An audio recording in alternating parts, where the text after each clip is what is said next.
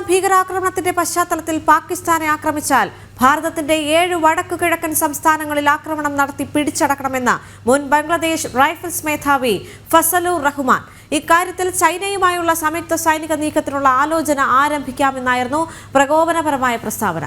ഭാരതത്തിനെതിരായ ചൈനയുടെ ഗൂഢനീക്കങ്ങൾ ശരിവെക്കുന്നത് കൂടിയാണ് ഫസലുർ റഹ്മാന്റെ പരാമർശം. വിവരങ്ങളുമായി ഐസൻ ജോസ് ചേരുകയാണ്. ഐസൻ, ഈ ഒരു ഘട്ടത്തിൽ നമുക്ക് എടുത്തു പറയേണ്ട ഒരു കാര്യം എന്താണ് ഈ ഭീകരവാദികളുടെ ഉദ്ദേശം എന്നുള്ളത് ഈ പ്രകോപനപരമായ പ്രസ്താവനകളിലൂടെ നമുക്ക് വായിച്ചെടുക്കാൻ കഴിയുന്നതേ ഉള്ളൂ. കാരണം ബംഗ്ലാദേശിൽ നടക്കുന്ന ഹിന്ദു വംശഹത്യ, അതുമായി ബന്ധപ്പെട്ട് ഉള്ള തുടർ സംഭവങ്ങൾ, അതിന് തൊട്ടു പിന്നാലെ ഈ പഹൽഗാം ഭീകരാക്രമണത്തിൽ ബംഗ്ലാദേശിന്റെ ഭാഗത്ത് നിന്ന് ഇത്തരത്തിൽ പാകിസ്ഥാന് കൂടുതൽ പിന്തുണ വരുമ്പോൾ നമുക്ക് മനസ്സിലാക്കേണ്ട ഒരു കാര്യം മാത്രമേ ഉള്ളൂ. മതമാണ് ഏറ്റവും വലിയ പ്രശ്നം.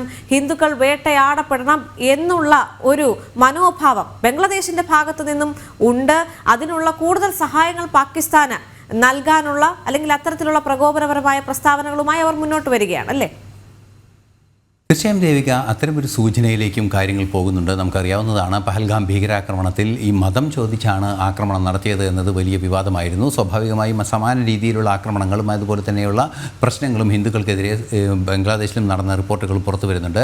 ഇത്തരത്തിലൊരു കോറിലേഷൻ സാധ്യത നിലനിൽക്കുന്നു എന്ന ഒരു യാഥാർത്ഥ്യമുണ്ട് എന്നതൊരു വസ്തുതയായി തന്നെ നമ്മളുടെ മുന്നിൽ നിൽക്കുന്നുണ്ട്. മറ്റൊരു സുപ്രധാന വിഷയം എടുത്തു പറയേണ്ടത്, ഈ ആക്രമണം നടന്നപ്പോൾ, പഹൽഗാം ആക്രമണം നടന്നപ്പോൾ അതിൻ്റെ അന്വേഷണം നടത്തണം, സ്വതന്ത്ര അന്വേഷണം നടത്തണമെന്ന് പാകിസ്ഥാൻ ആവശ്യപ്പെട്ടിരുന്നു. അതിനെ ചൈന പിന്തുണയ്ക്കുകയും ചെയ്തിരുന്നു. ഇതിന് പിന്നാലെയാണ് ഇപ്പോൾ ഇത്തരത്തിൽ ഫസലുർ റഹ്മാൻ്റെ ഭാഗത്തു നിന്നൊരു നിലപാട് പുറത്തു വന്നിരിക്കുന്നത്. നിലപാടിൽ പറയുന്നത്, ഫസലുർ റഹ്മാൻ പറയുന്നത്, ഏതെങ്കിലും സാഹചര്യവശാൽ പാകിസ്ഥാനെ ഭാരതം ആക്രമിക്കുകയാണെങ്കിൽ ചൈനയുടെ സഹായം ലഭ്യമാക്കേണ്ടത് ആലോചിക്കേണ്ടതുണ്ട് എന്ന കൃത്യമായ നിർദ്ദേശത്തോടെ ചൈനയുടെ സഹായത്തോടെ വടക്ക് കിഴക്കൻ സംസ്ഥാനങ്ങളിൽ അധിനിവേശം നടത്തണമെന്നൊരു നിലപാടാണ് അദ്ദേഹം മുന്നോട്ട് വെച്ചിരിക്കുന്നത്. അതായത് വടക്ക് കിഴക്കൻ സംസ്ഥാനങ്ങളിൽ നമുക്കറിയാവുന്നതാണ്, ചൈനയുടെ താല്പര്യങ്ങളുള്ള പ്രദേശങ്ങളുണ്ട്, അരുണാചലിലുണ്ട്.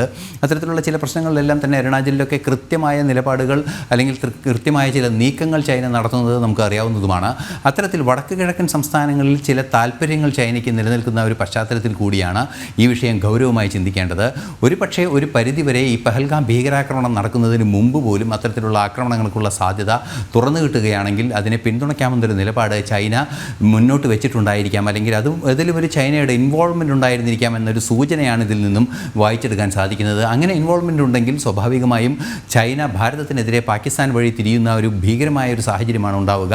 അത്തരമൊരു സാഹചര്യം ഉണ്ടായാൽ ഭാരതവും ചൈനയും തമ്മിലുള്ള ഒരു നിലവിലെ ഒരു പാതി സൗഹൃദം എന്നൊക്കെ പറയാവുന്ന അതിർത്തിയിലെ വെടിനിർത്തൽ ഉൾപ്പെടെയുള്ള വിഷയങ്ങളെ അത് പ്രതികൂലമായി ബാധിക്കാനുള്ള സാധ്യത കൂടി നിലനിൽക്കുന്നു എന്നൊരു യാഥാർത്ഥ്യമുണ്ട്. എങ്കിലും ഇത് സംബന്ധിച്ച് കൂടുതൽ സ്ഥിരീകരണങ്ങളും അന്വേഷണങ്ങളും എല്ലാം തന്നെ വരേണ്ടതുണ്ട്. ഫസലുർ റഹ്മാൻ്റെ പ്രസ്താവന ഇത്തരത്തിൽ വടക്ക് കിഴക്കൻ സംസ്ഥാനങ്ങളെ ആക്രമിക്കുകയും വടക്ക് കിഴക്കൻ സംസ്ഥാനങ്ങളെ ആക്രമിക്കുമ്പോൾ അല്ലെങ്കിൽ അധിനിവേശത്തിലേക്ക് നീങ്ങുന്ന ഒരു സാഹചര്യം ഉണ്ടാകുമ്പോൾ ചൈനയുടെ പിന്തുണ തേടാം എന്നൊരു ആവശ്യവുമാണ് മുന്നോട്ട് വയ്ക്കുന്നത്. ആ സൂചനയിൽ നിന്നാണ് ചില സംശയങ്ങൾ സ്വാഭാവികമായും ഉയരുന്നത്.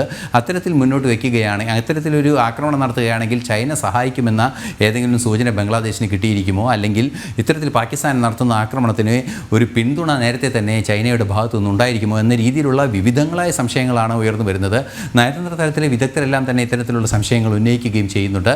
ഈ ഒരു പശ്ചാത്തലമാണ് അതീവ ഗൗരവത്തോടെ നോക്കിക്കാണേണ്ടത്. വടക്ക് കിഴക്കൻ സംസ്ഥാനങ്ങളിൽ അധിനിവേശം നടത്താനുള്ള ഒരു നീക്കം നടത്തുന്നു, അതിൻ്റെ ലക്ഷ്യമെന്ത് എന്നൊരു ചോദ്യമാണ് അതീവ ഗൗരവമായി ഉയരുകയും ചെയ്യുന്നത്.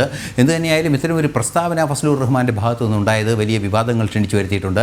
എടുത്തു പറയേണ്ടത്, അദ്ദേഹം ആ സംവിധാനത്തിൽ, ഇപ്പോൾ ബംഗ്ലാദേശിൽ നിലനിൽക്കുന്ന ഭരണ സംവിധാനത്തിൻ്റെ, മുഹമ്മദ് യൂനിസ് സർക്കാരിൻ്റെ ആ സംവിധാനത്തിൽ ഉയർന്ന ഒരു ഉദ്യോഗസ്ഥൻ കൂടിയാണ്. ചില കേസുകളൊക്കെ അന്വേഷിക്കുന്ന ഉന്നതനായ ജഡ്ജിയുടെ പദവിയുള്ള ഒരു വ്യക്തി കൂടിയാണ്. അത്തരത്തിൽ നിരവധിയായ വിഷയങ്ങൾ ഇതുമായി ചേർത്ത് വായിക്കേണ്ടതുണ്ട്. സ്വാഭാവികമായും ഇത് വലിയൊരു പ്രശ്നമായി തന്നെ വളർന്നു വരാനുള്ളൊരു സാധ്യതയുണ്ട്. ഒരുപക്ഷെ വാവിട്ട വാക്ക് എന്നതിനപ്പുറം ഇത് എന്തെങ്കിലും ലക്ഷ്യത്തോടെ അദ്ദേഹം പറഞ്ഞതാണോ എന്ന കൃത്യമായ ഒരു സൂചന കൂടി പിന്നിൽ നിലനിൽക്കുന്നുണ്ട് എന്നതാണ് യാഥാർത്ഥ്യം.